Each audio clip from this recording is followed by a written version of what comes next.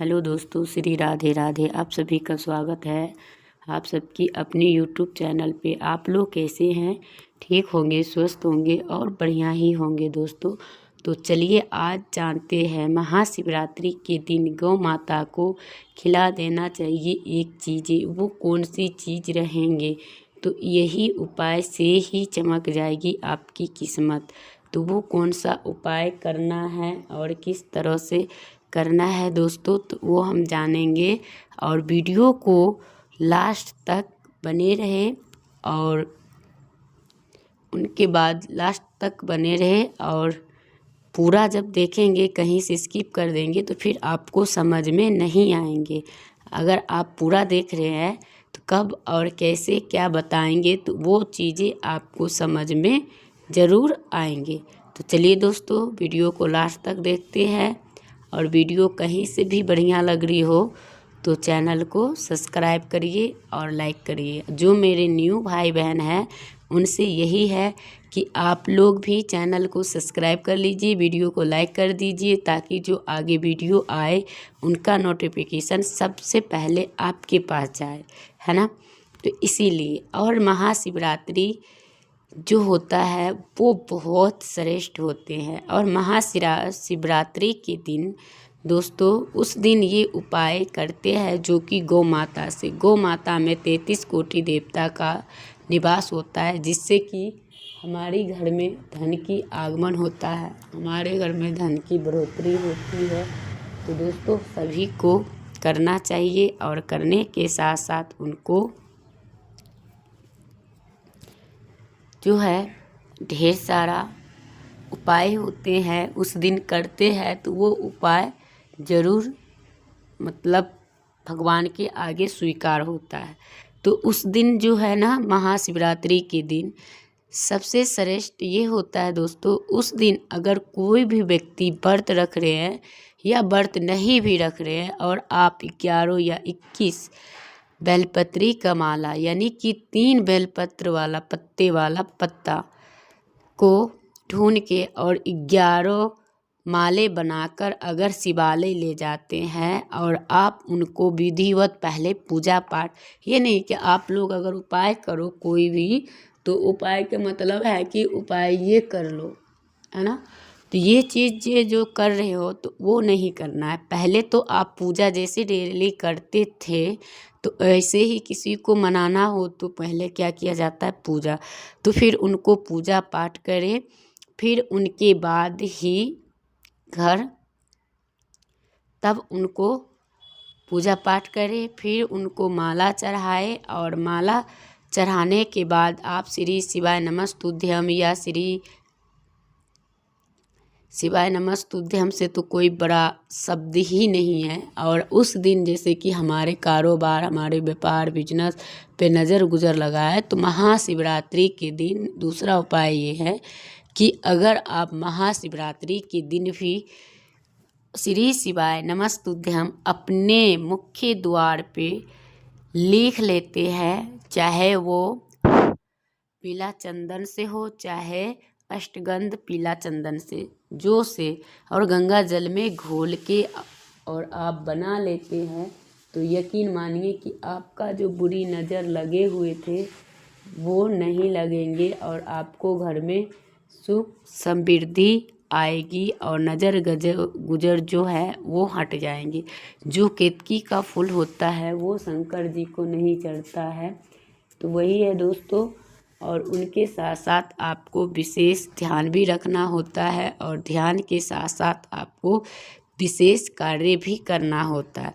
और जो लोग इन कार्य को फॉलो नहीं करते हैं और जो चीज़ उस दिन जैसे शिवलिंग के तुलसी के पत्ते भी नहीं चढ़ते हैं, शिव जी को शंख से अभिषेक भी नहीं किया जाता है, तो इन चीज़ों को से भी बचना चाहिए। अब जो चीज़ें हमें गौ माता को खिलाना है, करना है, तो वो आप बने रहेंगे तभी आपको समझ में आएंगे। तो गौ माता जो होती है वो 33 कोटि देवता का उनमें निवास होता है। और उनसे जैसे उस दिन शिवलिंग पर दूध, मक्खन, दही, ये 3 चीज़ें चढ़ाना इतनी श्रेष्ठ क्यों है दोस्तों? क्योंकि आप जानते हैं कि क्यों है।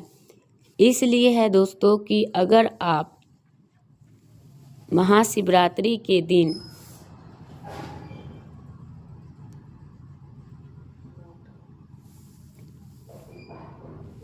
करते हैं तो महाशिवरात्रि के दिन आपको ये उपाय कर लेते हैं तो आपको बहुत ज़्यादा फल मिलता है और बहुत ज़्यादा लाभ मिलता है। तो क्या होता है दोस्तों कि जब आप महाशिवरात्रि के दिन ये उपाय जब स्टार्ट करते हैं तो आपका यही होता है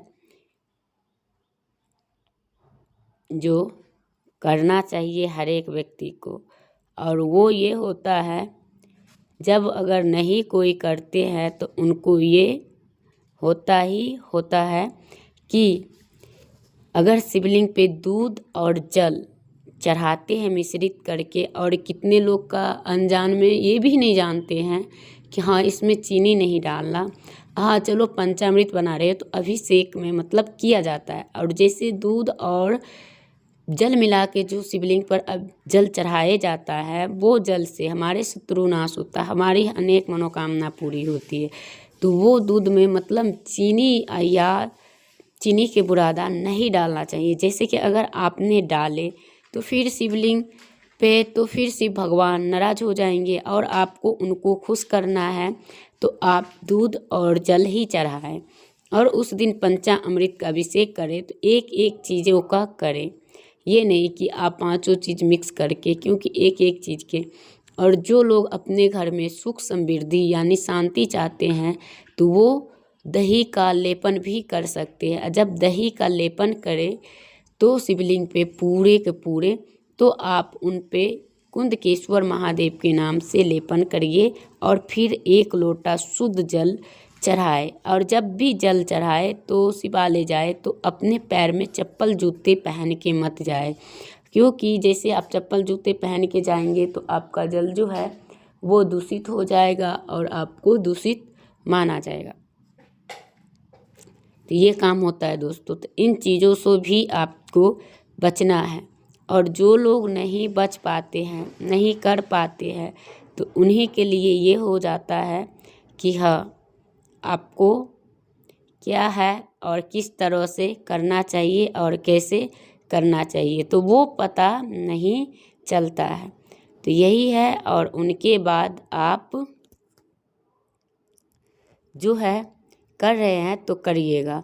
और यहाँ पे जो है 33 कोटि देवता का निवास होते हैं गौ माता का। तो उस दिन शिवरात्रि महाशिवरात्रि के दिन जानते हैं कि नंदी बाबा जो है उनकी कितनी महत्व होती है, और जो मनोकामना नंदी बाबा के कान में बोले जाते हैं वो श्री शिव जी के पास तुरंत जाते हैं। क्यों जाते हैं? क्योंकि नंदी बाबा के और शिव जी के कुछ ऐसे ही दिलचस्प कहानी है जिन पे आप लोग जानते हैं, और वो उनकी बहुत करीब रहती है।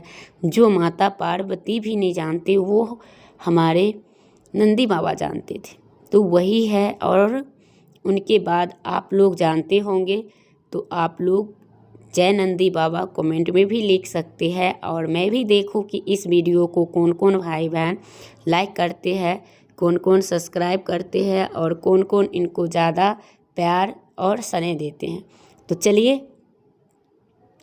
और उनके बाद गौ माता का उस दिन स्नान ध्यान भी करवाए। जिनके पास है गौ माता के ज़्यादा गंदगी में ना रखे, गौ माता का कोई बीमारी हो, कुछ भी हो, कोई तरह की रीजन, उनको फ़ौरन ही दिखाए और उनको सेवा करें।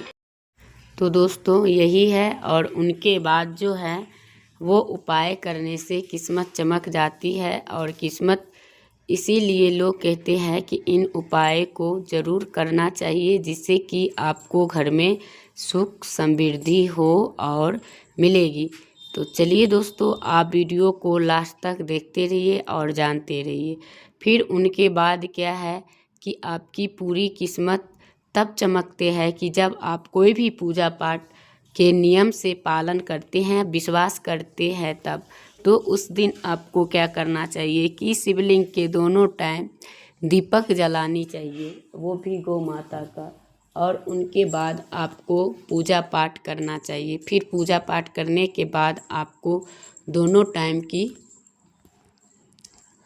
जो है सबसे संध्या काल में जो लोग गठबंधन या पूजा करते हैं, शिव विवाह करवाते हैं, वो बहुत अच्छे सुखी संपन्न होते हैं और उनका वैवाहिक जीवन भी सफल मिलता है और होता है दोस्तों।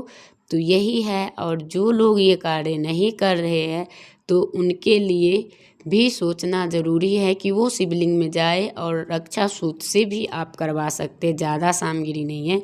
और जो भाई बहन समर्थ है तो वो ये उपाय ज़रूर करें कि उस दिन श्रृंगार का दान कर सकते हैं। उस दिन बेलपत्री, धतूरा, भांग जो भी चीज़ मिले इनका पसंद का वो चढ़ाना चाहिए। इससे आपके बहुत, और उस दिन शिवलिंग पर चाहे कुछ भी मिले छोड़ना मत और उठा के ले आना है। अगर आपको धन की प्राप्ति होगी तो पीला वस्त्र में बांधें, अगर आपको प्रेम का यानी दोनों पति पत्नी में प्रेम चाहिए तो आपको लाल वस्त्र में बांधना है, जो चीज़ आप उठा कर लाएंगे तो यही है दोस्तों। और उनके बाद जो है जो भाई बहन मतलब गौ माता के उस दिन खिला देते हैं ये एक चीज़, जैसे कि आप गौ माता का बढ़िया से सात्विक भोजन जो पहले बनाए उस दिन, तो आप सबसे पहले पूरी हलवा बनाएंगे, तो पूरी हलवा उनको डाल के या गुड़ पूरी खिला सकते हैं। और खिलाने के बाद आप उनको दोनों चरण और कंधे छू के स्पर्श कर लीजिए और कह दीजिए, तो देखिए आपका मनोकामना और आपके ये उपाय करने से ही चमक जाएगी किस्मत।